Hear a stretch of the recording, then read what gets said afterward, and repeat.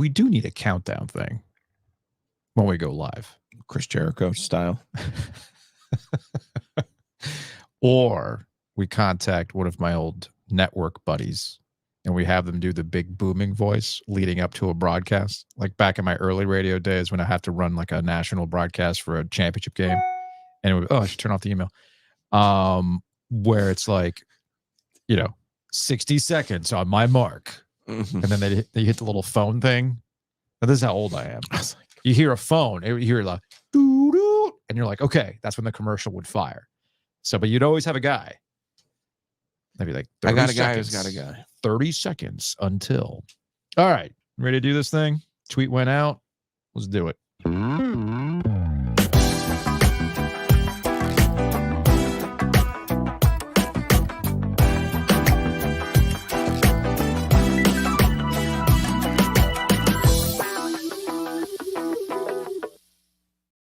Let's podcast live. It's OG Live, Sleek Fleet. Check them out online at sleek-fleet.com. They're bringing you OG Live every Thursday, 2 o'clock here on YouTube with the podcast to follow. We've used Sleek Fleet. They did a wonderful job with our OG tailgate. We're going to have to do the OG tailgate again. Got some plans cooking. If you want to go to a Canes game and stuff, you want to go, I don't know, set up a trip to the airport for your spring break, which is not too far away. Sleek-fleet.com. My parents, 80 years old, getting ready to go see Andrea Bocelli at the arena. Nice. Got a text from my dad. Uh-huh. Will you arrange for a ride? And he wasn't talking about me. Uh-huh. Just talking about Tyler from Sleek Fleet. So go check him out. Sleek-fleet.com. Your 80-year-old parents need to go check out a show? Cool. You want to come downtown, see the OG live? Cool. Well, Tyler's got you. We're not letting people in the studio, are we? I mean, we're gonna have an array of guests. We will have some friends of the program dropping by. Lauren Brownlow is going to be here to talk some ACC hoops. Dimitri Ravanos, our #1 Alabama fan. I'm going to try to get him to cry. So is he wearing all black? I told him to wear all of his most ridiculous Alabama gear. If he has Zubaz Alabama pants, he wins. That would be amazing. And of course, we'll talk to Mike Maniscalco in about 20 minutes or so as the Canes are in action tonight for my favorite night, Star Wars night, Joe. Let's go. Very excited about that. But let's talk about what happened last night at PNC Arena. Not hockey, but basketball between the Tar Heels and the Wolfpack. It's funny. I was hanging out with Andrew Carter from the News and Observer before the game, and the UNC players were out there warming up. And as Andrew just kind of noted, kind of tame.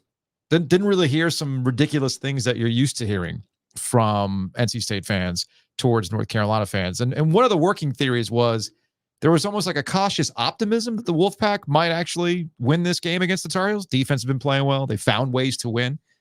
But it's the Tar Heels, Joe, that are actually the ones that are impressing here in conference play in finding ways to win. If you told Wolfpack fans Armando Bacot is going to be a non-factor, he's going to have a single in this game and be out for a good 5 minutes in that first half, you're thinking, how much did we win by? Instead, Harrison Ingram steps up like he has been all season with 19 rebounds. That's history. One more rebound than Armando Bacot has in this series. So that's been my biggest takeaway from the Tar Heels, Joe, is that they find ways to win. It's not the prettiest, but they're finding ways to win, and that just kind of stacks confidence going into the meat of ACC conference play. We've talked about where the Tar Heels are now post their non-conference schedule. Mm-hmm. We've talked about how they've adjusted to life without Caleb Love and how they put a lot of last year behind them. And now really what I'm looking at for Carolina from here to the NCAA tournament is Elliot Cadeau. Mm-hmm. And you saw some flashes last night of what Cadeau can be to help them with 11 points and 6 dimes. You saw when it doesn't always have to be RJ Davis, because in the first half, RJ struggled. He did. Right? Second half, though, he comes out, kind of closes that thing out, which to me is what's separating these two teams. NC State plays hard. They do. NC State has a good defensive mentality. It's not something we've seen under Kevin Keatts here in year 7. They play hard. They're athletic across the board, but they don't have a closer. And I think Davis is Carolina's closer. But if you can get Cadeau to add and to be that extra element, I think that's what can pop them up into Kentucky and UConn's range. If you haven't been paying attention to college basketball, dude, everybody's just losing this week. The top 3 teams lost, and not to like, all unbelievable teams. Mm-hmm. Kansas loses to UCF. Purdue loses to Nebraska, and you see Houston go on the road. Iowa State's obviously a difficult place to play. But my point in saying all of this is, while Carolina has a standard, and we've seen that before, and it is the juggernaut standard, this team is not that. But who's to say they can't get into this dance and see what it looks like when the bracket opens up for them? We spend a lot of time talking about, the beast that's out there, the monster that's out there. And with the portal, NIL, the way basketball is structured, where really you got 5 guys, 1 through 5, that can play and go on a run. I mean, we saw it with UNC a couple of years ago. Anything can happen. So, yes, you do have to recalibrate how you look at the totality of college basketball, and then look at your own squad and wonder, does everybody know their roles, and are there issues that can work themselves out? And I think you and I referenced Elliot Cadeau, who got the majority of the talk in the postgame last night, which was interesting. I'll get to that in a second. A little color from the postgame for you, because you were sleepy last night. Yes. To me, I think you referenced it as Cadeau being a bit of a luxury. These are luxury problems. All right. He was a luxury problem bringing him in. And if the gamble paid off, it'd be good. It's the fact that Seth Trimble has stepped up while Elliot Cadeau is kind of going through his freshman ups and downs, the wall that he had hit. If he can find his shot, then I think that does unlock UNC going forward. But to me, I think the buried lead in all of this, the buried lead for UNC season altogether, is the portal giveth, the portal taketh away. Steve Forbes joked about this, 2 years ago, I think it was. Sure, I wish I could find a guy like this in the portal every single year. Well, we've seen this with Hubert Davis. They had Pete Nance. And I'm not bringing up Pete Nance as to dog Pete Nance. I'm just simply saying sometimes it works out. You fit him in thinking he's going to be a replacement level for what you are missing. Brady Manick. Didn't work out. Also in the portal. Yeah. Did not work out. Now here comes Harrison Ingram, who has been a do-it-all versatile player. Usually when you talk about a versatility, you can put the guy anywhere. Sometimes it's kind of an average player. No, this guy is a motor, which I think also kind of feeds off to something they were lacking last year as well. Our friend Brian Ives over at ACC Network put this stat out there in terms of Harrison Ingram's skill last night. 19 rebounds, the most ever by a North Carolina player against NC State. Broke the record most recently matched last year by Armando Bacot with 18, who also did 18 in 2022, and then Billy Cunningham with 18 back in 1965. And last night, while everybody was asking a question about Cadeau, people were asking questions about Bacot and only having a single in this game and being off the court and everything else. You know who asked the best question last night? Steve Kirshner, Associate Athletic Director for Communications. At the end of the press conference, he just goes, so nobody wants to ask about Harrison Ingram's 19 rebounds? That's where it was on the list of all the things to be happy about when it comes to the Tar Heels, right down to the fact that they're 4-0 in ACC play. He adds a different element. He adds a needed element. There's a lot of talk about Carolina and what Carolina basketball should be. Yeah. Is it the 2 bigs? Is it, is it the play as fast as you can? Is it rebound as much as you can? And obviously, at the end of Roy's tenure, there was some pushback with, okay, we can't play this way anymore. We can only play with 1 big, and you got to have this stretch 4. And I think you saw the upside of that with Manick, you saw the downside of that with Nance, and now you're getting a different element with Ingram. And Tar Heels have figured it out. They win another slog. They did the same thing at Clemson. Clemson is a high-scoring team. They were able to hold them down. For NC State, you look at the first half of this game, it's a 2-point game. You mentioned Bacot's struggles. I thought Burns was pretty much the only effective piece of offense that NC State had. But you go 2 for 21 from the 3-point line. Well, guess what? Yeah, when Mo Diarra is one of your 3-pointers, it's being an odd night, to say the least. Yeah, and I think a lot of people are starting to look at Casey Morsell, and they're like, well, why was he so good last year as a spot-up shooter? Well, he had Jarkel Joyner, Interquavion Smith, who took a lot of attention, DJ Burns, who took a lot of attention. And you look at State Scars, DJ Horn plays the whole game, obviously struggled from the field, 2 of 16. Jaden Taylor had a tough game. I thought he did a good job, obviously, in the first half on RJ Davis, but I think all of State's defense kind of hit a wall in the second half. Yes. I think Kevin even said it when you don't see those shots go in, it's hard to keep defending at that same level. But like I said, this is not one of those problematic throw away the whole entire season NC State teams. Well, it's not. We'll get to that. We'll get to that because I did jot down. Ready to play the hits? Play the hits. Because I did jot this down. If you're watching right now, you can see on the notes it says Herb Zone. We already asked that question about Dave Doran. He got him the very rare. He got him out. A very rare. I got extricated. Out. I got out of it. Okay. I forgot the name of the operation from Batman, The Dark Knight. I forgot what the extraction was called, but that's exactly what happened with Dave Doran. I wanted to spend a little bit of time on North Carolina and defense because you mentioned NC State being 2 of 21 from 3. Sometimes, look, basketball is not a complicated game. No, it's not. You got to make shots. You got to make shots. Sidney Lowe, great philosopher. And when you look at the two teams, UNC and NC State last night, statistically, for the most part, they were kind of comparable with the exception of one thing. UNC hit some shots from the outside. NC State, again, at one point, I think, was that a 7% from 3 that I saw on the Jumbotron last night? Yeah, it's a little bit of a problem. But in ACC play, games against FSU, Pitt, Clemson, and NC State, teams are shooting 20 of 96 from 3. 12 of those made threes were from FSU. Pitt was 5 of 17. We all know Clemson was 1 of 18, and State was 2 of 21. Kevin Keats was asked about that defense, UNC's defense, anything they were doing differently. And Kevin Keats was kind of like, no, not really. We had some open looks. They just weren't going in. I agree with him. And even in the game against Clemson being 1 of 18, not all 18 of those shots were contested shots. Sometimes they just don't go in. Sure. So there's this debate going on. And Brian Ives also pointed this out too over at the ACC Network. In the last 3 games against ACC opponents, they've held these teams to 60 or fewer points for the first time since 1998, 1999. I saw somebody on Twitter joke with me about, like, so if UNC keeps winning this way, when do we start referring to the campus quad as the grounds? Because really, what's the difference between UNC and Virginia at this point? Except for the fact that maybe, I don't know, one's J. Crew, one's Brooks Brothers. I don't really know.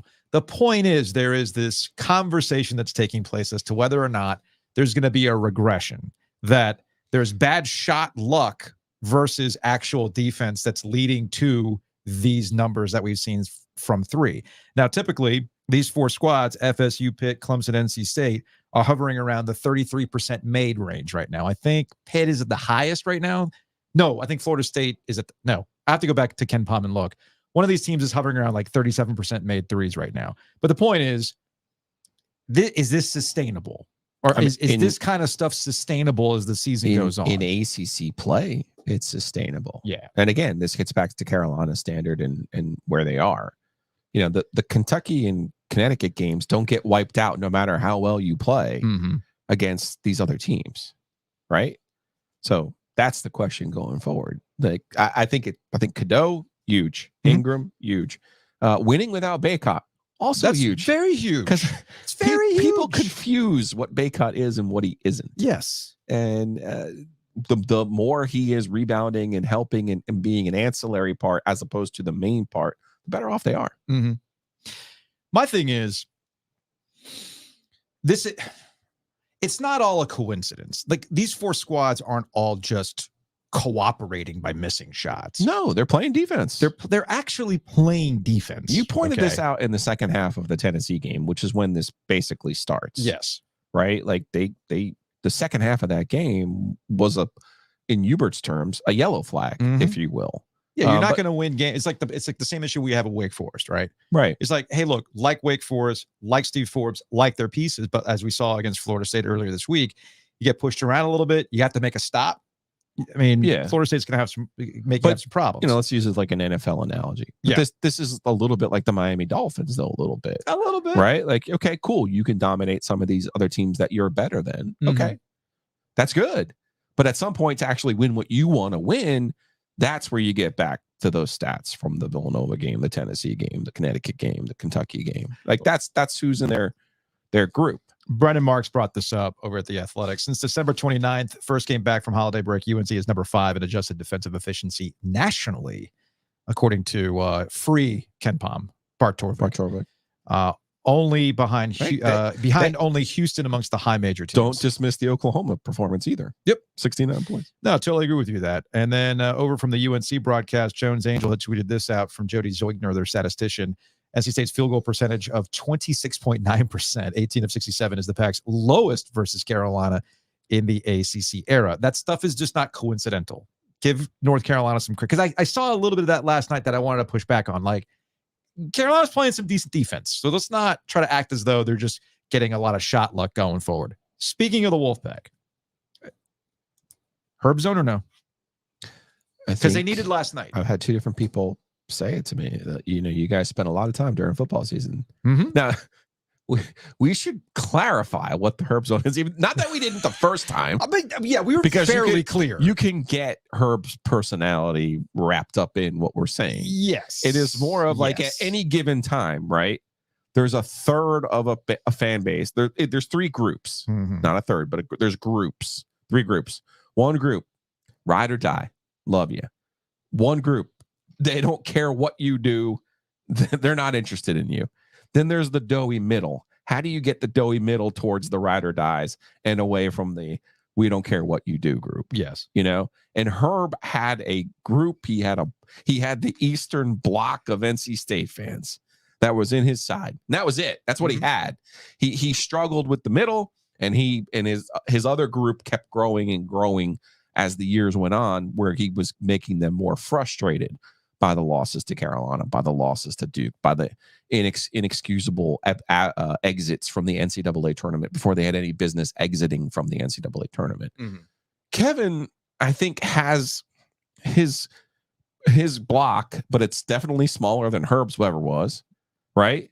I don't think there's as many who hate him, but I do think that doughy middle is trending towards it's year 7.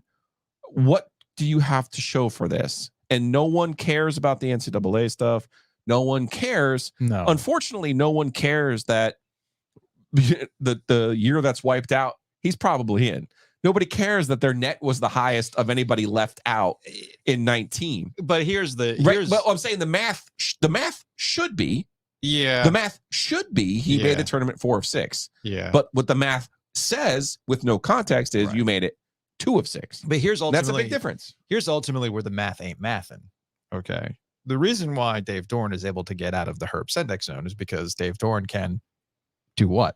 Well, beat Carolina. And then there's the personality part of it. Sure. Because Dave has learned as he's progressed.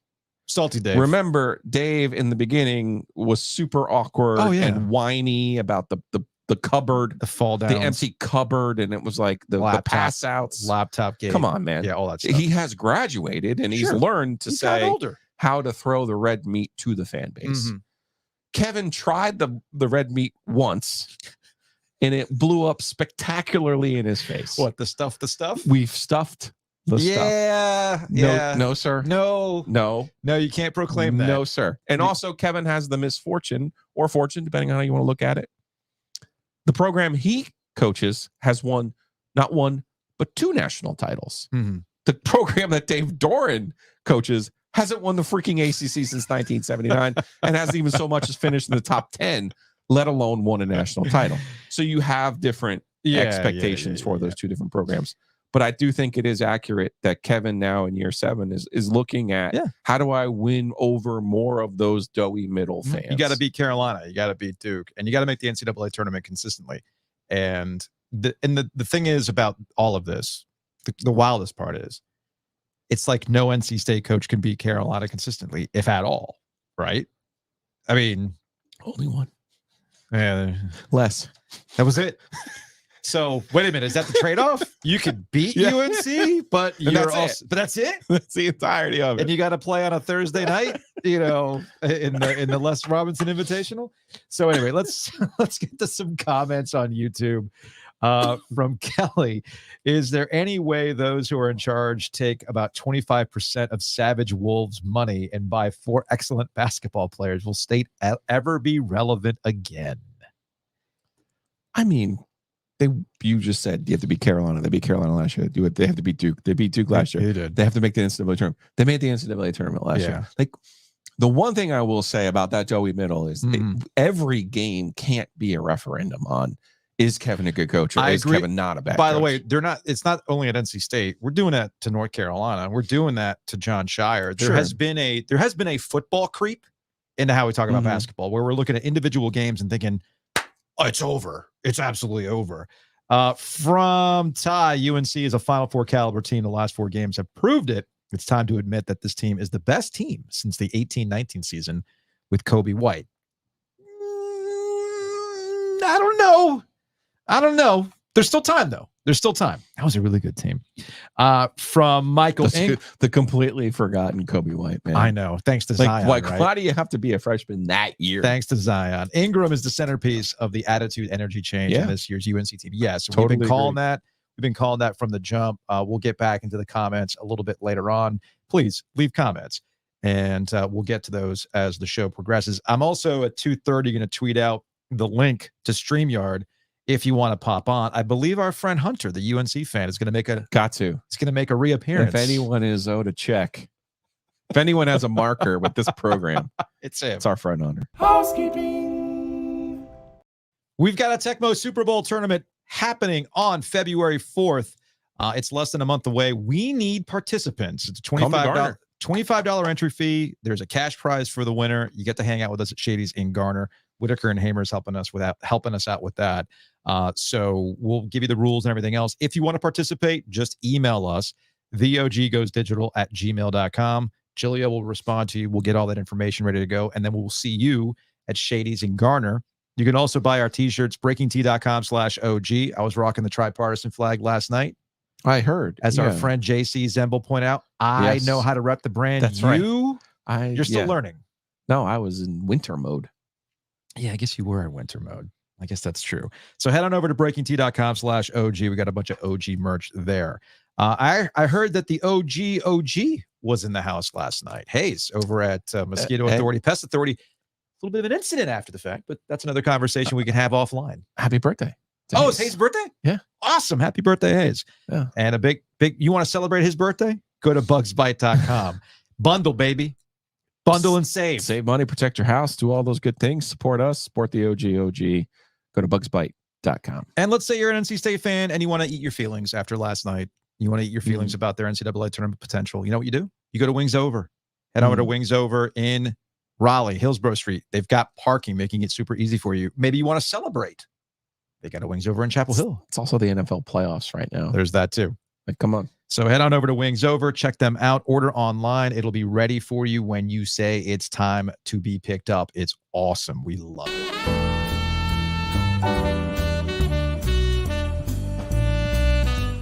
Joining us on the Heister Automotive Group hotline, he is Mike Maniscalco, play-by-play for the Carolina Hurricanes. Canes in action tonight. The point streak is alive, Mike. Is it going to keep going tonight against San Jose? If they were playing San Jose, I'd say absolutely. Wait, Anaheim. Anaheim. Sorry, my bad. I looked at the schedule wrong. My bad. Quite all right. No. Otherwise, you better throw your card out. Wait. Can I just applaud the plug-a-thon that I just sat through with you guys for where to eat your wings, where to play your games, where to go get your drinks? Shout out to Hayes Permar, who evidently his birthday ended in some kind of police action, which is normal for Hayes' birthdays. So we'll just different Hayes, but it's fine. He's rolling. Mike is rolling. Mike is rolling. Phenomenal. And by the way, Super Tecmo Bowl tournament. And Joe, on this one, Ovies, the good one is you're not asking me for my Nintendo, because I actually was. I had Nockus. I was anxious the last time we had the Super Tecmo Bowl. Oh yes. We did one a long time ago. Yeah. Oh yeah. Wait, what happened to your system? People get mad and throw controllers down. They're not. Yeah. That's right. I remember that. And that's right, because like you have your original Nintendo. Yes. I have my original Nintendo, and it's temperamental. You gotta treat it right. You know, gotta treat it right. You take care of it. It takes care of you. I completely agree, and hopefully it'll take care of us at Shady's. So we hung out with you a little bit at Canes practice last week before we talked to Rod Brindamore, head coach of the Hurricanes, And I asked him to give me the non-coach speak version of this turnaround, how they've been on this hot streak, this point streak that I referenced earlier. And he justified Joe's point about goaltending. It's as simple as that. Is it, you agree with Rod? Is Rod just kind of saying that to say that? Or yeah, it's as simple as Peter Kochetkov has stepped it up and everything has fallen in line after that? It honestly is that simple. I mean, I know that in the rise of sports media, we try to make things much more complicated than what they really are. Yeah. But for every sport, it's just the simple things. Basketball, it's making buckets. Baseball, it's getting outs. Football, it's avoiding turnovers. And in hockey, it's not letting in costly goals. And it's you don't have to be perfect, but you have to make. And you can say, well, when is this? Or it's kind of, this is a nebulous statement. You have to make the save at the right time. When the game can be going one way or the other, you have to have the big save that keeps you in the game. Or maybe when it's taking a team, 5-10 minutes to get their legs under them, you're going to need your goalie to bail you out. And that's what they've been getting out of Pyotr Kochetkov. And I am really encouraged by Antti Ranta's performance against St. Louis. The 1-goal performance. Yeah, it's a shootout loss, I know.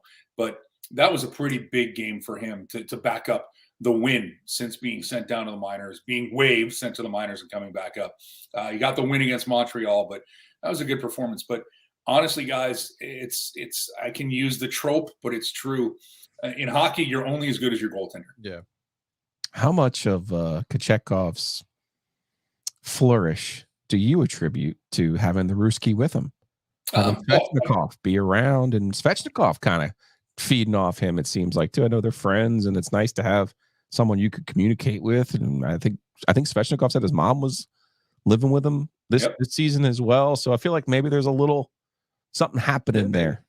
No, and add Dmitry Orlov into the mix. Mm-hmm. So to have guys that you can speak, I mean, think about it. If the three of us were playing over in Russia, it's good to have somebody who you can talk across the room in your native language. And I've got to give Pyotr credit. He's trying to speak English a little bit more and tried, for the first time ever, did an interview all on his own without his interpreter, Andrei Svechnikov. But no, that definitely, I think that helps, Joe. But I think the bigger thing when you're talking about familiarity, it's not having somebody to talk to.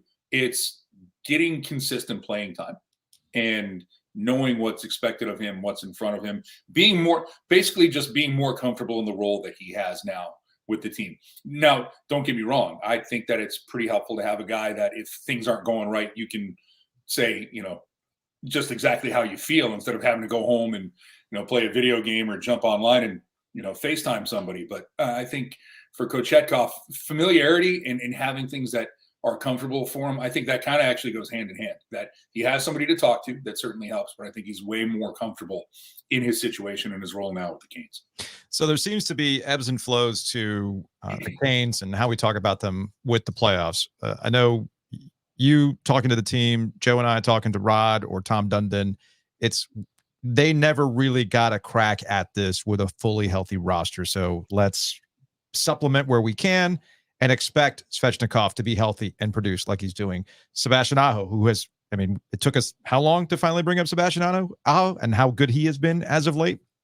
And then the goalie situation aside, it's the offensive side of things that to me has been the biggest missing piece once they get to the playoffs. And here they are producing. Does that change anything as the trade deadline approaches? Ooh, we're getting there. Because it's getting there, and I am curious. Can we just take a second? This is feeling entirely too radio to me. Yeah. Mike, are you sad at being a former radio person that you've now missed out on the easiest day in the history of sports talk radio? Today's the day, man. No, God, no. And neither are we. No, absolutely not. Unequivocally. Who's on your Mount Rushmore, Mike? Who's on your Mount Rushmore of college coaches? Can we get his high school coach on? Oh. He flew through RDU once. Remember the time they played at Duke? Can you get the Duke parking attendant on? Pete Carroll was a part of NC State staff. Can we talk to somebody who played for him? See, why are you doing this to me? Why are you doing this? Why are you doing it to Mike? Why are you like trauma dumping this on us, man? It's honestly, I just go to. I have learned to become very zen in my old age. I just go to a calm place and just let it go. It's still too raw for me. Well, it should be raw for you. I have walked away from it for a while. You've had some time, and I'm sitting here going like, what is Nick Saban's favorite sports movie and why? Rank them. Should and we then be get the director on? Should we be giving away Little Debbie's right now? We should, yes. Now though, the sales will go up. Caller 3. If we're gonna do college coaches Mount Rushmore, I'm gonna drink my dadgum Coke while I'm on here. So, because that was last night too, so we can roll that one in there. That's true. That's true. In fact, some of my favorite internet jokes last night came from the people who were leaving Coke and Little Debbie cream pies by the Nick Saban. No, he didn't die. Right, but they're treating it like he did die. Of course, my favorite tweet was Coke and cream pies. I'm pretty sure that's what got Rick Pitino out of Louisville. But anyway. I got to do the Neil deGrasse Tyson to you guys. What? All right, let's get back on track. Trade deadline. The trade deadline. That's what sparked this. I know. Trade deadline. Thanks, Julio. Do they? Is there something I think Freddie Anderson's the biggest question mark here, right? Again, I hate that I have a stock answer for this. Okay. For the Canes in trades. But it is a stock answer because it's true. They are constantly looking to improve their team. Okay. Constantly. So are they kicking tires, or are they, is Don Waddell and the front office looking at what can make this team better, what's out there, what's available? You also have to look at this at the cost now. And for me, the trade deadline has just become ridiculous. The cost it takes to bring in somebody, and there really is no guarantee. And I don't want to go down the whole road of take a look at the teams that have added a big piece. Sure. And what happens. I mean, you literally have to go back to the Canes in 2006. For me, if you're going to make the case of a team at or really close to the deadline. Doug Waite doesn't count. They did it earlier. Mm-hmm. But the Mark Recchi move that I look at, where you added a big piece to a team, and they went on to win the Cup. So you have to have the whole cost evaluation. But if there is a deal out there that this team can make that will make them better, and it's you're talking about asset management, they're always have an eye to the future of who's going to be here and what their team's going to look like. But, this is also we talk about windows, the window's open. If they can add somebody who they feel that's going to push them over the top, for sure. But right now, the power play is clicking. The penalty kill is clicking. You talked about the offense. When you get to the playoffs, it tightens up. But you look at what they have right now, it would have to be a move that makes sense. And then what piece are you taking out of the lineup if you're bringing a piece in? All right. And I think they also got to look, guys, because you know what the internet's favorite thing is? This is getting away. This is, I guess, a blend of the internet and talk radio. This is for you guys. Mm-hmm. It's what's not there, but what's in the system is usually better than what's there. And we got a glimpse of that with Vasily Ponomarev. So now they got a guy who maybe they're looking at and saying, okay, maybe we got a little something. Sorry, please refer to Ponomarev. Wait, can you say it for me again, Mike? Ponomarev. Can you just refer to him by his actual name? Small beer fridge. Can we just make that happen? Because you remember an analyst when he was drafted, in 2020, right? It was. I believe it's for that's for Alexander Nikishin. Wait, I thought that was for Ponomarev. No, Ponomarev's the forward. Nikishin is the defenseman who just trucks everybody. Hey, Mike, did you know you were the ombudsman for this program today? You are the ombudsman. I thought he was the small beer fridge. I mean, you know what? No, you can look that up because I was watching the same thing, and I was right there when the analyst said it, and maybe it is Ponomarev, but I'm pretty sure it was Nikishin. This is the beauty of what we can do now. Oh yeah. While we're doing that, aha! Here we go. It is Ponomarev. I just pulled it up. This is from the News and Observer. Boom! Looking at it right here. See that? See that, Mike? See that, Mike? No, I can't even. Okay, so it's on the screen, and it says here he's rated 48th amongst European skaters by NHL Central Scouting. Has been called a strong competitor who is good at back pressure and a battler in corner battles. That toughness belies his size. He's listed at 5'10", 180. So am I. But was described Wednesday by one TV analyst as a, quote, small beer fridge. That is correct. Boom. Bang. Checking up on the checker upper. Yeah, Mike. Hey, that's fine with me. The next time he comes on, just refer to him as the small beer fridge, please. I would greatly appreciate that. You got anything cooked up for Star Wars night? A couple of things in the holster. What do you think of the Mando Grogu movie? Oh boy. Everybody wants it. I don't want it. Yeah, no, it's a way to make money, man. But Come that's on. the point. Like, it's a TV show. How is it going to be any different than the TV show? Because you got to pay money to go see it in the theater. I'm already paying money to Disney Plus. Yeah, you're going to go pay money to go see it in the theater, nerd. That's what you're going to do. Tell me I'm wrong. Give me your starting lineup of Star Wars characters. All right, Mike. Do I have something cooked up? Yes, and it's Greedo shot first. I don't care what it is. Oh, come on. You know he's leading off. All right, Mike. We'll talk to you later, man. All right. Thanks for checking up the checker upper. Bye. All right. Since we're doing these things live, and I just got rid of Mike Maniscalco on the StreamYard, let me switch some stuff around here. And let me 1 second. Let me wait. Let me hit a button.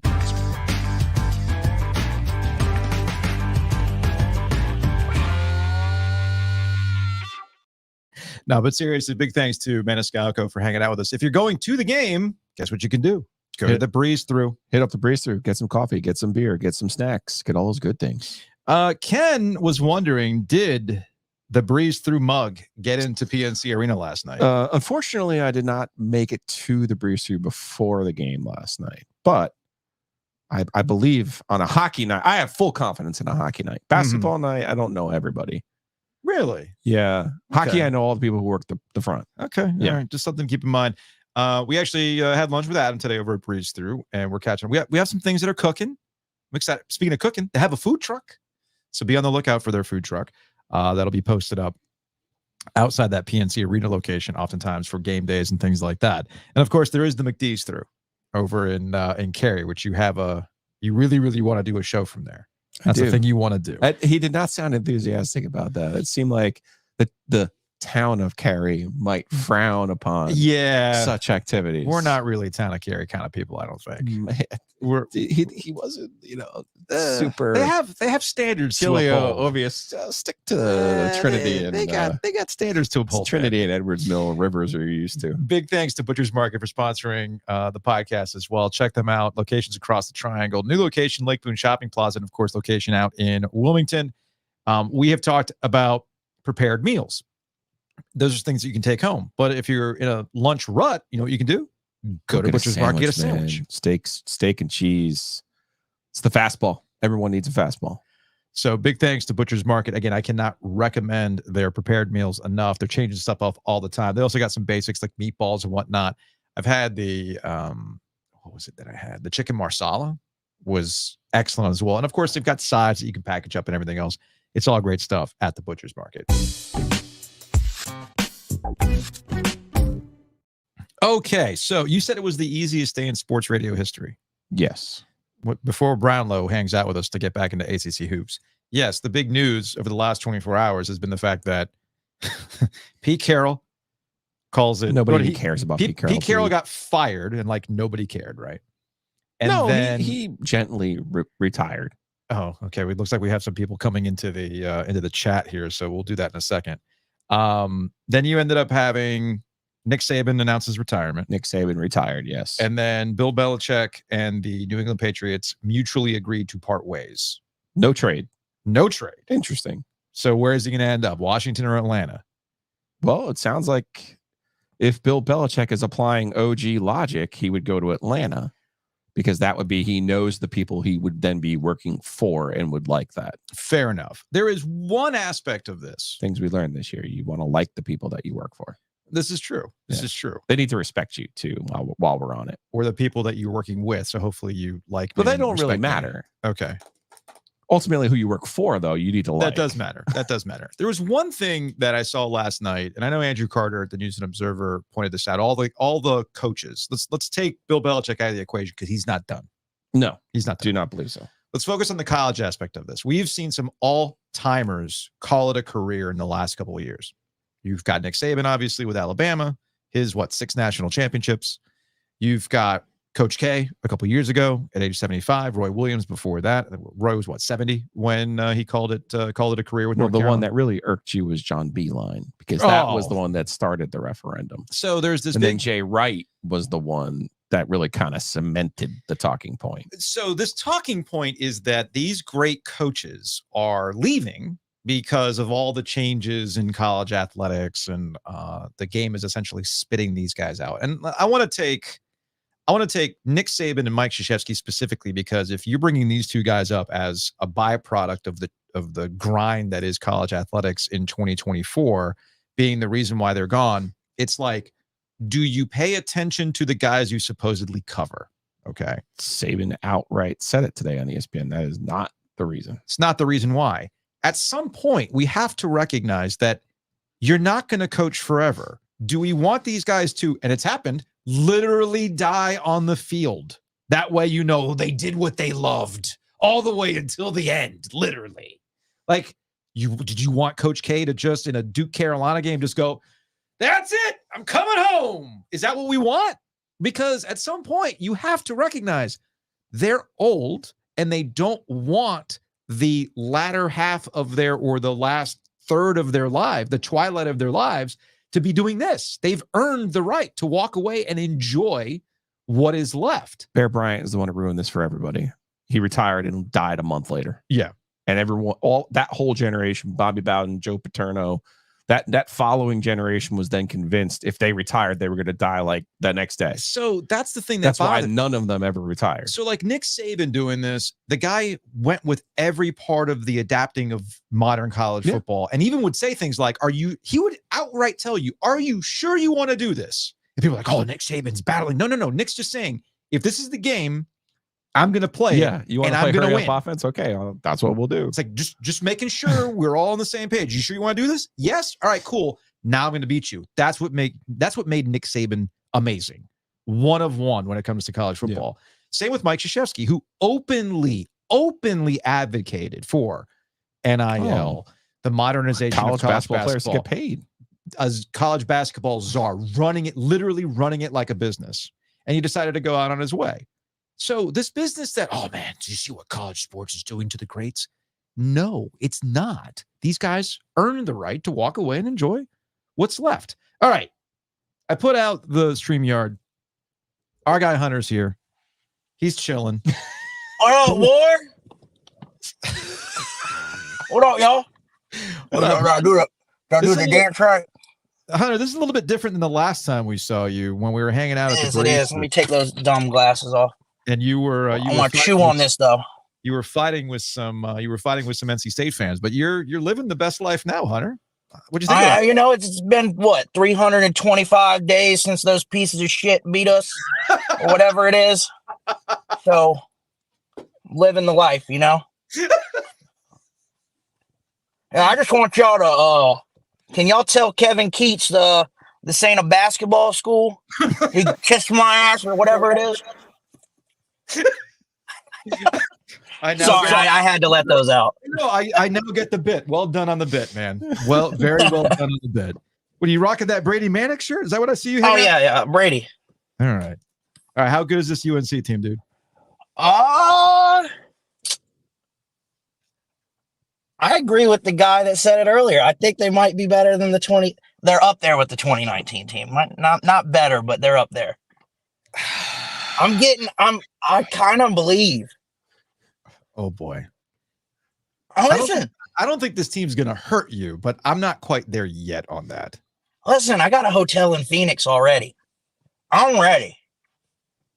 I mean, you can always cancel it, but this is the difference though. You had this tweet.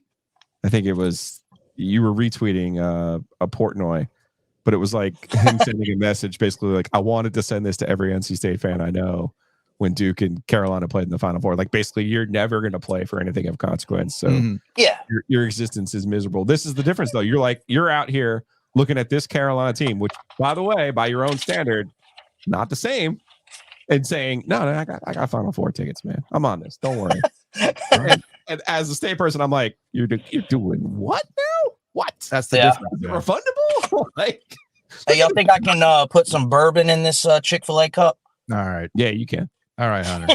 Yeah, I was gonna say you got that Chick-fil-A after that. That's what you did. Oh yeah, I went and got it. Harrison Ingram. Listen, when you're a father like UNC is to state, you have to feed your kids. So Harrison Ingram was like, "Let's feed our kids. I'm gonna miss these 2 free throws. I'm gonna feed them." And it was what the sellout. They've had 3 sellouts. I know there's some like state fan that always like loves to like rub some stats in my face, and I'm like, well, let's throw some stats back. I mean, there's been 3 sellouts since COVID. All right. Mhm. 2 of them versus UNC. So it's their Super Bowl. So when they act like it's also the rivalry. It's why you're here enjoying. Oh, that's why I'm here. I love it. You love it, man. We love it, Hunter. We appreciate it, man. Take it easy. Yeah. Is John there? He's earned it. Manuel, you there? Yeah, I'm here. What's up, John? You don't have a good to hear from you guys. You don't have a cigar on you. You don't have bourbon in a cup. You don't have Chick-fil-A. What's going on? No, I can't follow that. I was hoping you were going to have somebody else. I can't follow that. All right, John. All right, how are you? We haven't signed anybody this offseason. It's been a very quiet offseason in Twinsville, so I can't celebrate anything. Okay, are you not celebrating this UNC team yet? Come on, man, they look good. Well, they looked. They played hard. They do play hard. I do like Harrison Ingram. Yeah, it's not exactly the. I really wanted to ask you guys the caliber of college basketball. Like I've watched other games. I can't tell how good anybody is. It's January. Okay, that's interesting you bring that up because Joe and I actually talked about that earlier. And as Carolina has not looked the prettiest in this 4-game ACC slate that they've won and kept teams from shooting threes, and they're not winning in the 80s, the 90s. You know, they didn't drop 100 like they did against Tennessee. You have to look. They didn't score in the last 4 minutes last night. You got to look around. I don't have the stat in front of me. I think it was John Fanta who had put that out. But essentially, like what happened last night is a record amount of ranked AP teams that lost to unranked teams. Right. So it's just that's just the nature of the college basketball beast these days. So the thing that to me is going to ultimately get you over the hump for a lot of other, for these games is, do you know your roles? It's why I usually give Duke the benefit of the doubt. Because at least what we saw from Shire last year and what we're starting to see this year, everybody knows what they're supposed to do. They just got to go and execute. Lauren, like Seth Trimble does now. Are you okay? I guess that kind of thing. So. You got Brownlow's here, and she's struggling right now. Am I? Yeah. Yeah, you're struggling right now. I can hear out of one ear. Yeah. So Okay. that's fine. I think it's just the I'll take headphones. that. I know. Okay. Lauren, I really appreciated your Golden Globes commentary the other day. That was thank clutch. you so much. That's That was where all clutch. my useless TV movie knowledge comes in handy. It wasn't useless that night. Exactly. I thought it was clutch. Been prepping all With a year. K.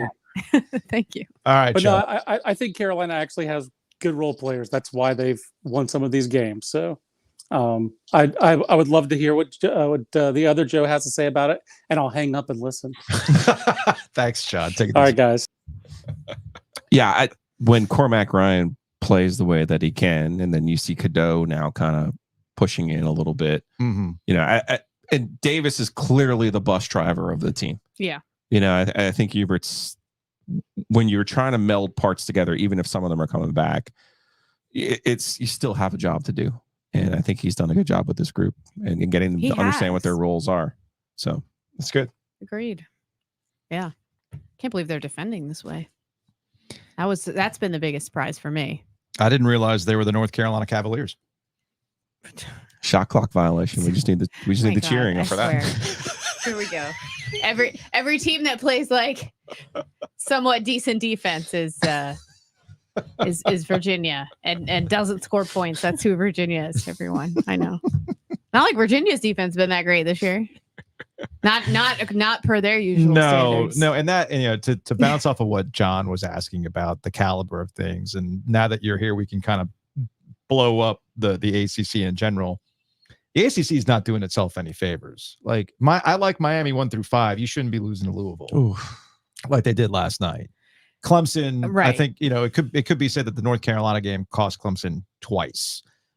With Virginia Tech last night, where they lost. Seen it happen before. We've seen it happen. We've seen Clemson do a little swoony stuff sometimes after hot starts. I don't want that for Brad Brownell, but sadly, it's happened. And the issue in this with the ACC, it won't affect North Carolina other than seeding. It won't affect Duke other than seeding. But it will affect a team like NC State, which needed last night. Right, that's the thing. They Yeah. needed last night. They had an opportunity last night, and they whiffed. Well, no, that's too literal. Okay. A little bit. Yeah. 2 of 21. That is kind of just whiffing there. That's the thing, though. Even as it was playing out, you obviously can tell. Like, yes, Carolina's defending well, and State. The other thing is, for a while, State wasn't taking very good shots either. I mean, they weren't always getting the best shots. Not like they were prioritizing getting the ball down low on some possessions. They were content to just jack up some jump shots in spite of the lack of them going in. But it wasn't as bad as what I've witnessed at least once there before. So like, it's hard for me, as bad as it was, it's hard for me not to like harken back to the Virginia Tech game, 47-24 and go, okay, well, I've seen worse, because I will have always seen worse now. And I don't think that it'll ever be any worse than that. Like, there's no possible way. So even though State struggled, that will always be etched in my mind. Like, I'm always going to think of that and go, well, it could be worse. As I like to say, Carolina has a standard. You're saying, well, State has a standard. Apparently, State has a standard. The shooting thing, yeah. Although Wendell Murphy thing, man, I was like, if this isn't just peak NC State, like this sort of stuff only happens at state basketball games. Like, between that, I was dying because Billis had like no idea who he was. Yeah. They were like a total loss. It's funny you brought that up. But Because it took me a minute. It took me a minute, and even some State people I know, they were like, "Who is like?" No. I know. So last night. So quick context. So last night, Harrison Ingram crashes into the high-paying courtside club crowd. Okay? Oh yeah, or as we like to call it, our old media seats. So correct. that could have been you, Joe. Mm-hmm. It could have been you. Instead, it was Wendell Murphy. If you don't know who Wendell Murphy is, if you're not a State fan, he is their biggest booster. Yes, he is the man with the money. Yes. And now that we know he's okay, we can all make the joke. It wasn't his check signing hand, right? It's all good. I saw that joke around my timeline, right after. I think everybody had that same thought. Look, as long as it's not the one that writes the checks, everything is fine, right? I mean, except for the fact that everyone sends money on the internet now. Yeah, anyway, that's a fair point. Whatever. That's a fair point. But the Murphy Center is named after him. Yes. When you remember the dawn of the FlightAware era of coaching searches, well, you know whose plane was tracked first? His. Murphy's. That's right. right. Wendell Murphy's a big deal with NC State. And yes. So you saw that. If you know, you know. And I was in the concourse. I was in the breezeway watching the game from the floor because I can't watch it from the 5th floor. So I'd rather just be down there watching it from the side. And I looked up to kind of get an idea of what was going on. And I saw Wendell Murphy in pain. I went, oh no. And I think people finally realized who it was. And that's when they started booing. Like, how dare you hurt him? He's the money. Don't you dare. And it's unfortunate that it was right there for him. Win one for the Gipper. You could have won one for the Murph. Win one for the Murph. You know why he sits there, right? Why does he sit there? He has. Oh, he wants to hear. Oh, okay. Yeah, that way he can hear the radio broadcast. I'll just say it. He's like the only Gary Hahn fan on the planet. I mean, it's unreal. Okay, but that makes perfect sense because that's very very older donor behavior. Oh, sure. He does not like watching the game without the radio call. He needs the call. That's old sports fan behavior. I get it. Because my dad's dad. I mean, he would listen to the Spanish broadcast, but my dad's dad would have an old little transistor radio that he would hold up to his ear while watching games in the Orange Bowl or Joe Robbie Stadium when it opened up. My dad used to do that for a while too. So even I found myself for like big games. Yeah, I had a little radio and I would listen to it to stuff when I was at a game because I didn't have quite an idea what was going on. So yeah, I've done it plenty of times myself. So yeah, I get it. Of course, now you stream things and there's a little bit of a delay. From Matthew, MJ Rice has to start. He's the only piece that can get to the rim and draw traffic to help our shooters. But they also have to dish to the shooter. I mean, they're bringing them along. They're getting some minutes. I mean, again, this is all you're learning on the fly. And again, I don't throw the baby out with the bathwater last night. Don't. Carolina's a good team. And State was there with them. And just 2-21, man. You said, oh, well, look at the 3-point shots. Carolina literally scored 15 more points from the 3-point line than NC State did. It was that the difference in the game was 15 points. It really Right. was that simple. Like that. There was that moment last night too when I think Diarra made like one of the 2 threes, and like I guess he like joked around with Harrison Ingram. I guess of like, you got to come guard me now, and Harrison Ingram literally laughed, and I was like, I mean, fair. Like, why? Yeah, like shoot away. That's what they want you to do. They don't want you getting the ball down inside to your wonderful skilled big man DJ Burns in scoring position. They Now, want you to shoot. I will say the difference though in the two teams is that Davis is a closer. Mm-hmm. In this state team, they have good parts. I like how they play. They play hard. They defend. They do some good things, but they don't have that closer. And I think that's where you really want to give Hubert the credit. It could have been easy to bring in Ingram or even a Cadeau or someone else and say, okay, you take over because what we did last year didn't work and we're broken and this and it's that. And it's Right. like, no. We still have some good things here. We just have to make them work in the right order. And I think all credit goes to Hubert for that.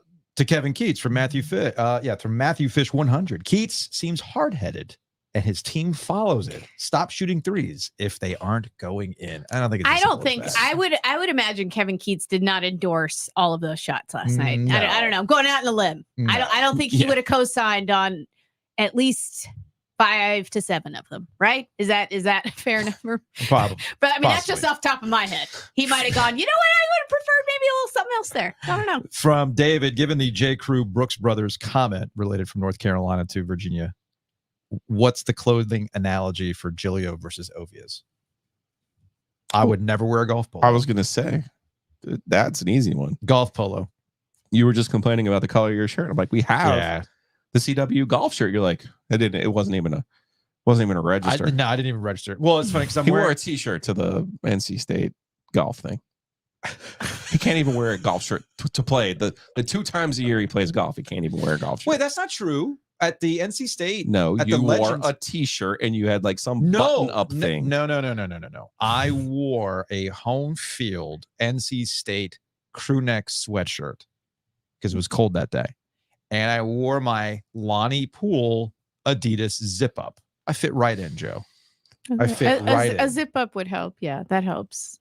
Right. It wasn't right. Okay, that's fine. The zip up was fine, but by the way, David had a follow-up since we were talking about Nick Saban and things like that. We'll talk about it a little bit more with Dimitri when he rolls up here.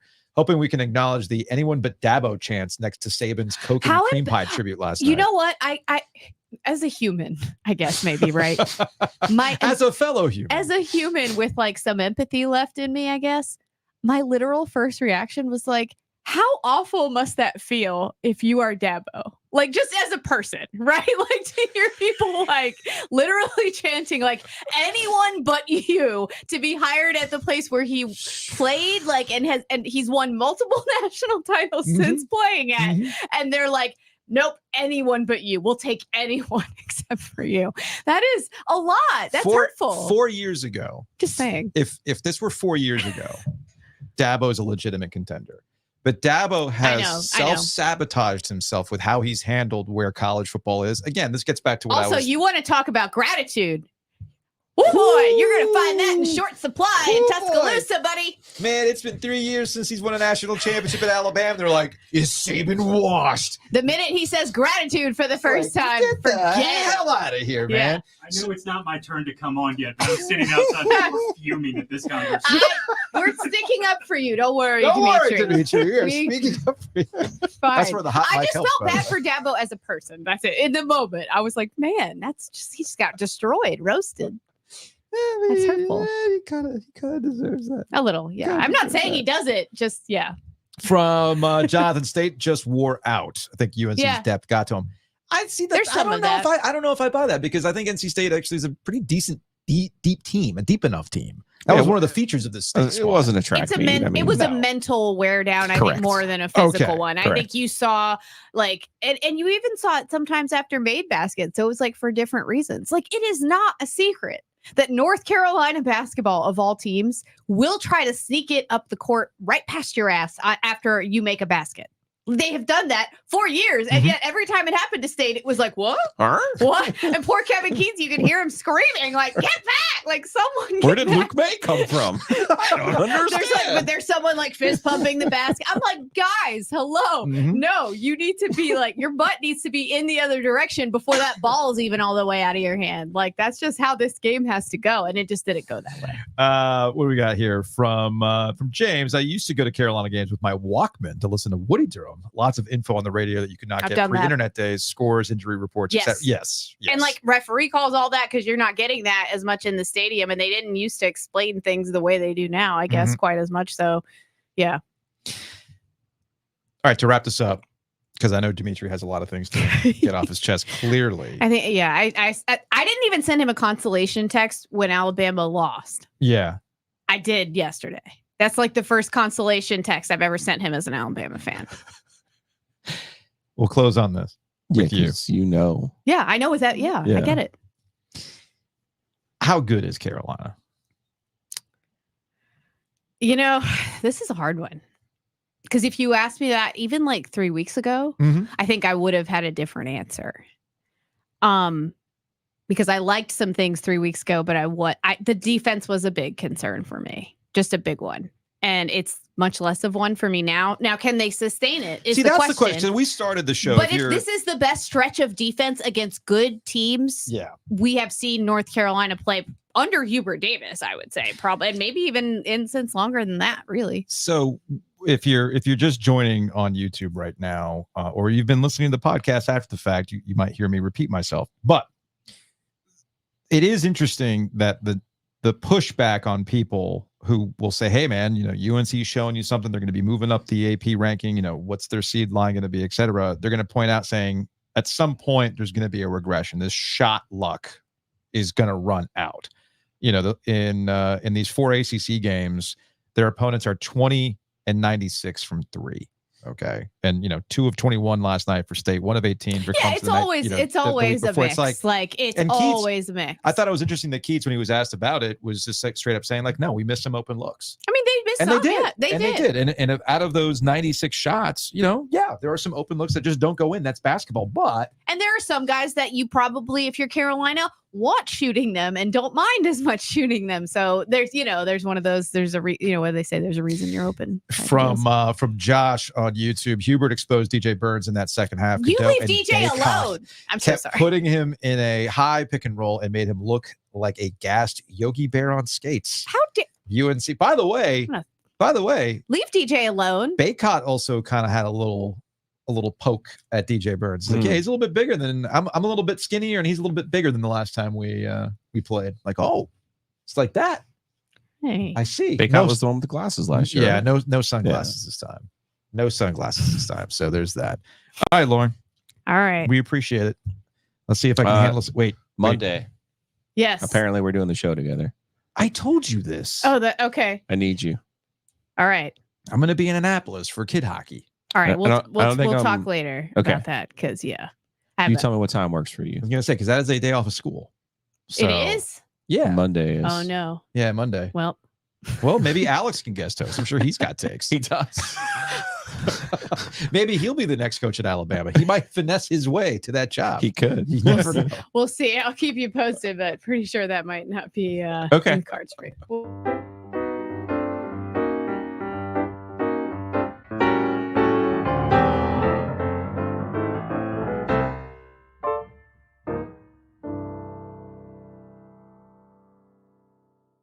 All right. Big thanks to Hometown Realty for sponsoring Ovies and Giglio. Check them out, myhtr.com.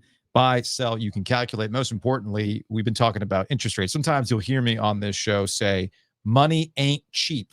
And that we got to a lot of places a few years ago because money was cheap. Money's not as cheap these days, but rates are coming down, Joe, and that could lead to a frenzy. And Hometown Realty wants to make sure you're ahead of that. Get ahead of the frenzy. Go to myhtr.com. Buy, sell, calculate. 6 locations, more than 250 agents. They've got you covered. New construction, more than 60% of their business. Oh, this outfit's way too tame from Dimitri. I'm disappointed. No, we'll get to that. Completely disappointed. You will not be disappointed, though, if you go to myhtr.com. You're also not going to be disappointed if you go to wh.lawyer, Whitaker and Hamer. Let's say you bought a house. You want to take it to closing. Whitaker and Hamer can do that. Maybe you want to take advantage of a lower interest rate that was in the 7s, a little bit down now. You want to take that to closing. Whitaker and Hamer can do that for you.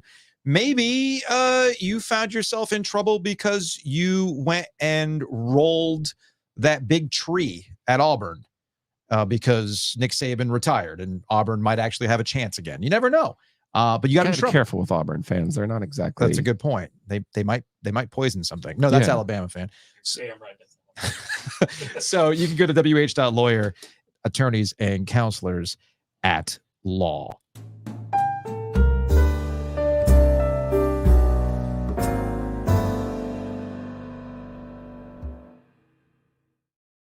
How you doing, Dimitri? You okay? Hold on a second. Let me turn your mic. You okay? Okay is the right word. I feel like we had this conversation though. No, you knew this was happening. Yeah, so I called this back in October. Okay, this was happening. And Joe, you've been on this too. Yeah, I said back in October when the deal was announced with Pat McAfee to go on every week that Nick Saban does not seem like the kind of guy that is going to put up with Pat McAfee every week if there is not a grander motivation. I still believe Lee Corso has earned the right to say when he is done with College Game Day, that does not mean he needs to be the coaching presence on the show for 3 hours.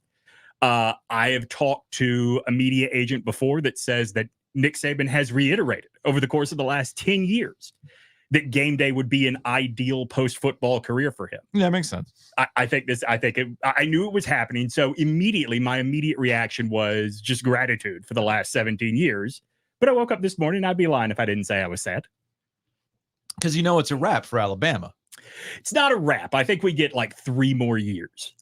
But I don't know that those of you without a connection to the state of Alabama, and especially those of you that are younger, have any idea just how messed up this is going to get. I'm going to tell you a story. So back before Nick Saban, way before Nick Saban, this would have been when they were, this would have been the coaching search that led to Alabama legend Mike Price. It's rolling, baby. It's rolling, baby. So during that time, the booster corps was feuding with each other. Mm-hmm. It was the Mobile boosters and the Birmingham boosters were the two factions. And what you need to know about Mobile on the Gulf Coast is that's a lot of inherited money from the timber business. Okay. Gotcha. Birmingham is a lot of medical money, both doctors and there's a lot of medical device manufacturing there. So my dad owned a very nice restaurant in Mobile, and a lot of these boosters from the Mobile faction like to come there and drink. And my dad would take care of their tab if they would give him good tickets to a game every now and then. So during this time, I'm home from college and he introduces me to one of these boosters and we start talking about the coaching search. And I say, what do you think? And he said, well, it's going to depend on who wins this battle, the medical money or the timber money. And he looks around like he's about to say the most racist thing you can imagine. Oh, boy. And leans over to me and goes, medical money ain't timber money. As if to say, these rubes working for their money and not inherited it are not smart enough to make this decision. All right. So we know that Dan Lanning, in the most modern era of telling a school either they weren't interested in you or they secured the bag at Oregon, Dan Lanning did team meeting. Here's the video. I'm not going anywhere. I'm like, oh, okay, here we go. I think the most hysterical part of this and why you actually barged in early while Brownlow and I and Giglio were talking about it is if this happened 4 or 5 years ago, Dabo, it's like, well, no kidding. Of course. Bring Dabo home. Yeah. But now it is hysterical to me that not a soul would want Dabo right now. I don't even think Dabo would want to go. I think, that's the thing. I think you all are getting it wrong if you think it is the game passing him by. It was that candy ass, you should have gratitude instead of expectations. No. We run this program on name, image, and likeness. Alabama's fans going, hell no, dude. We need the money. Listen, this was when I was in school there. when I was in school there, but Mike DuBose lost the Orange Bowl to Michigan in overtime. This is Tom Brady's Michigan team, right? Yeah. Showed up to church that Sunday, and you would think Alabama, very red state, full of evangelical Christians. They would be happy to see their head coach in church, right? He was accosted with, "Why are you not watching film?" Right. The day after the season ended. Yeah, exactly. Yeah. It's different, man. It's different. Way It's- different. Listen, I don't think, like, North Carolina has a lot going for it, state as a state. Sure. Alabama absolutely does not. I say that as a native, as somebody that spent the first 23 years of my life there. You know, if you are not from there, part of society there, like, there is no reason to want to be there. Football, especially in the era after segregation, is what defined pride for that state. And that has never wavered. And we'll be damned if we're going to have somebody come in and say, you should be thankful for a championship 4 years ago. Give me a break. So you're not going to be a prisoner of the moment, but I'll your gauge of the Alabama fan base. Do you think more people think Nick Saban is the greatest coach in school history, or do you think there's still the Bear Bryant faction I think that now, rides too hard? I think now more people think it is Saban. It is Saban. Okay. I think if Nick Saban had done this at LSU, though, that would be a very different conversation. Okay. Mhm. I mean, they both won 6 at Alabama. Yep. Saban had the other one at LSU. I think it's also like that's a question mark explanation point. The LSU one is. I mean, that wasn't the greatest team. No. You're talking about USC was the best team in college football that year, and rightfully won the Associated Press national title. Let's take the LSU one out of the That's equation. what I'm saying. 6-6 at different eras, though. I think this era That's the is, key. is it's like how I so talk about hard. it's like how I talk about Coach K. You know, we can bring up all sorts of differences and everything else, but the man did it over 4 different decades with a completely different how he started versus how it ended. And won in different ways. In 2010, he stole a title, as a lot of people like to say. Then he did it with the one and done dynamic in 2015 and everything else. So there's all sorts of ways to do it. Saban, as I said earlier, the greatest thing about Saban that I think people finally figured out at the end, they mistook his complaining about the state of college football. It was a warning. Yeah. It was, oh, you want to do this to the game. Right. Are you sure you want to do this? Right. Okay, you do. I'm going to do it now. I'm going to beat you doing this. If you interviewed Nick Saban, or if Nick Saban was on your network, Nick Saban was not talking to you. Nick Saban was talking to his players. Yes. He was talking to high school players. He was talking to boosters. The greatest mistake was that Jimbo Fisher kerfuffle. Yeah. Where people were like, oh, okay, you know, this. No, he was talking to his boosters. Like, you want to up the game? You want to get these recruits that they're getting? You have to pay. This is when you say Bama's done, right? And the reason I say we have 3 years is, look, I think the momentum is going to be there, especially if Kalen DeBoer is the guy. I think it's a great hire. I think the momentum will be not the there. lane train. Come on, Sark. Oh, see, Sark to me is the best case scenario. I just think Alabama can go to Sark and say, "You tell us the number," and Texas can counter with, call the booster in Houston and have a rocket ship delivered to Sark's house. Like, and that's the thing. The reason that there is this fear that time is running out is Bama doesn't have an oil money booster. Bama doesn't have a big tech money booster. Like, those guys, those programs are going to have more power going forward. It's kind of like how we talk about NC State. They got Wendell Murphy. Protect him. Protect him. I think Alabama's going to be just fine. I think they have 100,000 seats. No. I think here we'll move on from this. So I'm saying let's not compare. What I'm getting at is, and this is what bothers me when we talk about sports. We did it with Tom Brady. We do it with Coach K. We do it like anybody who's the reason why they're special. Michael Jordan. Mm-hmm. There's a reason why they're special. And we start to have this attitude of like, well, who's the next guy? No. What Nick Saban did, I don't think can be done again. All right. Just like Mike Krzyzewski. We're never going to see a Mike Krzyzewski again. I mean, Kirby's trying. It ain't going to happen. It ain't going to happen for a variety of reasons. Okay. And I do think that, Nick Saban's the whole reason why the SEC has chance for SEC, and it just means more. The man winning championships caused everybody to elevate in the How many coaches were fired because of Nick Saban in the SEC? I tried counting this up not too long ago, and I lost count after 50. It's nuts. Yeah. And now everything's going to be destabilized. And I'm going to be really curious to see how it goes forward. If I were a top coach that was desired, I would rather be the head coach of the Patriots right now than I would Alabama. Straight up. You have more of a chance of winning in Alabama. Well, because the NFL is a completely different beast. But if you're gonna have to follow a guy, I would much rather follow Bill Belichick over the last at least 3 years in New England than what's happening in Alabama. Alabama's a special kind of crazy though. Like they had the same expectations for Mike Shula before Nick Saban that they're gonna have for the coach after Nick Saban. And by the way, we were on like crazy probation when Mike Shula came in. And we were all like, what do you mean? Especially now we legalize paying? Like, come on. I will say, like yesterday, I heard someone, I think it was Pat Forty, throw around the idea of like, well, why not D'Amico Ryans? And like, I think D'Amico Ryans has proven to be a great coach. But I think to your point, Joe, about it is easier to win at Alabama. I think that is going to be true of people that are seasoned and accomplished recruiters. I don't know that it is going to be easy to do what Saban did of making the jump back from the NFL. When we talked to Bo, he's like, you can win 10 games at Alabama once. Yeah. It's after that. Yeah. Mike Dubose did it. Right. Bill Curry did it. Yeah. Dennis Franchione did it. It's after that. Yeah. Ray it's after Perkins. that. I mean, like when I was 8 years old, Bill Curry went 10-1, won the SEC. Do you know who that one loss was to? Auburn. And do you know what happened after that game? They threw bricks through the man's windshield. And when I was 8, I thought, you know what? That makes sense. This was the Auburn game. We haven't beaten them in a while. Very good point. Very good point. Who is this from? It's from David. Dimitri looks stellar in the prop hat from Forrest Gump. Prop hat. I mean, this thing has been sweated through numerous trips down to Disney houndstooth, no Zubaz. I thought you had Zubaz pants. Man. No. Just very I mean, I'm wearing my home field apparel. You are home field. Okay. He is home fielded out. So we do appreciate that. All right. You got an Alabama tat on you? I don't. I've been thinking about what my Nick Saban tat is. Oh. And I eating actually, a little Debbie's cake in the car. Yeah. Yeah. Bill Cream Pie. Why not?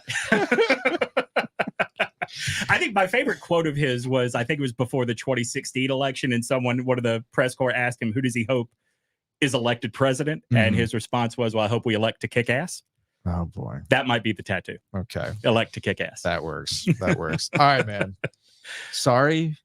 Condolences. No, Joe, don't just be sad be happy it happened. Be smile that it happened. Okay. It's Alabama Crimson Tides are the friends we made along the way. That's right. The real Alabama. That's the real Nick Saban are the friends we made along the way. The real Alabama. David says he will personally pay for Dimitri to get a Coke and cream pie tattoo. Oh, well. David, listen, I got a lot of stupid tattoos. Don't think I won't take you up on it. You don't have a Roll Tide or an A anywhere? I'm shocked by that. No. You don't have like a little hat somewhere? No, I wouldn't do the hat. Like, I hate the houndstooth hat thing. All right. Yeah.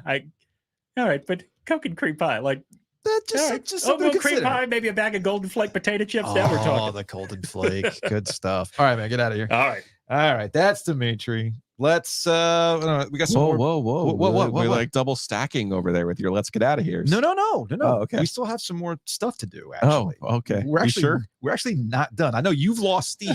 I'm ready. Yeah, you've lost steam. I know that look. I know that look.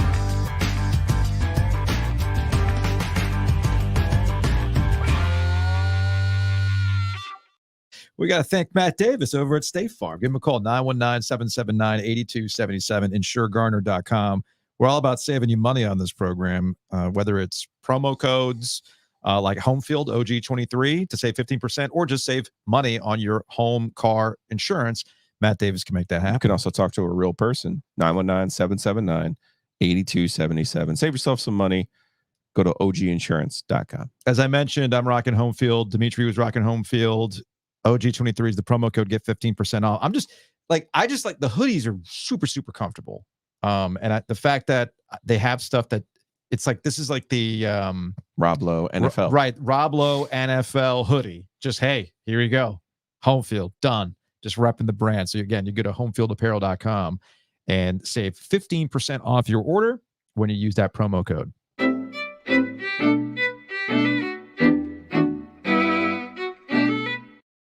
Do you want to do it again? Let's get out of here. And some Hey Joe questions. It's Thursday. Oka Pizza Box is open. Right there on Person Street, across from the world famous Krispy Kreme, or you can order online, okapizzabox.com. Get the square. Tell them that the OG sent you. From Jess on YouTube, as an Auburn grad, don't let the door hit you on the way out, Saban. Peace. But speaking of which, speaking of the Nick Saban stuff, my dad popped onto Instagram and used his favorite nickname for Nick Saban, Nick Satan. Oh, your dad, the Dolphins coach. Yes. Yeah, I'm like, why would your dad care about? Because of what happened with the Dolphins. Got it. And I don't know if people have, some folks have tried to use what happened with the Dolphins as some sort of knock with Nick Saban. It's like, what? Why? Just why? It's the same thing with like Bill Belichick. And actually, it's one of the, okay, you're making a face, and I'm glad you're making that face because this is something that has bothered me. I'm going to get it off my chest. Okay, let's do it. All we ever hear about in sports is team. It takes everybody to do X, Y, Z, right? And when you experience this greatness and the run of that greatness starts to end, we start to try to assign, well, who gets all the credit for it? Well, wait a minute. All you ever preach is team. Remember, there's no I in team. Everybody elevates everybody else and things like that. So does Bill Belichick stay as a coach that never really catches on after Cleveland, right? Without Tom Brady? I don't know. Does Tom Brady win 6 rings without Bill Belichick? Probably not. He might win a Super Bowl or 2, but the two have to come together. Right. That's the way it works.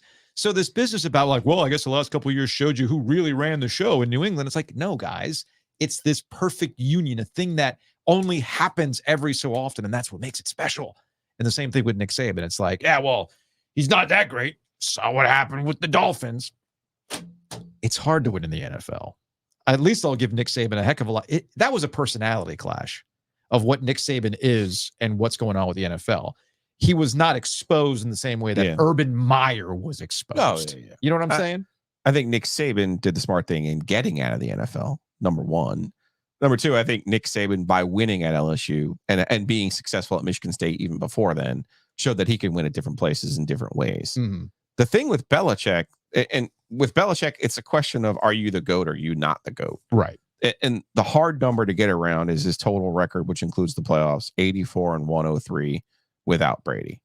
He has a losing record with him. Like that's hard to, when you're sitting here going, you're the greatest of all time. It's hard to ignore that. To your point, though, when you get into like who did what for the Patriots, no. It was a tag team. And that tag team, by the way, the record for Super Bowl appearances, 9, right? The record for Super Bowl wins, 6. He's got them both. Mm-hmm. I think that's it. I think that covers it. I think I went through all the comments. KJ Jones, maybe he'll take us out of here. Let's get out of here. You want to get KJ on here? Yeah, let's see what he's got. All right, KJ, you there, buddy? Oh no, KJ's no longer there. Did I jinx it? You might have jinxed it. That happens. Okay. You know, you go to the phones and they like, you get the dial tone. It happens all the time. Like, all right, let's go to such and such in the car. I'm like, oh, I figured that'd make you feel a little. You know what though? I think our conversation with Maniscalco might have been that moment of clarity. Because you're right. Today is one of the easiest days in radio. You've got today's one of those. There are hard days. I know there's people out there like, will you two shut up about how hard radio is? It can't be, no, man. It can't be. Talk to me on July 6th. Okay. We could talk about hard radio on a Wednesday, July 6th. Like, who did I tell? Elko? Oh, yeah. Anybody can podcast on a Monday. You're right. Anybody can podcast on a Monday. Talk to me on Wednesday. No, but like there are certain days that are just no real prep is required. Like Super Bowl Monday, you're good. Everybody watched it. You've got your opinions. We're good to go. Spin them. NCAA tournament kind of stuff. All that stuff kind of plays out. Carolina State playing Carolina Duke. Those are easy days. But today's a unicorn, man. Yeah. Today is a unicorn. And with all the coaches that are done, like there's only LeBron James retiring. Would that be the only other thing you could put on top of this? Tom Brady comes back. Jordan dying. No, stop it. Yeah. Tom Brady coming back. No, I'm saying news. Oh, in terms of news. Yeah. Bill Belichick, and now Tom Brady's going, I'm going to come back to New England. Right. Maybe Tom's the next coach. Or coach owner. Maybe. Quarterback. Something to keep an eye on. Anyway, that's going to wrap it up. Shout out to everybody who hung out with us Especially here. David.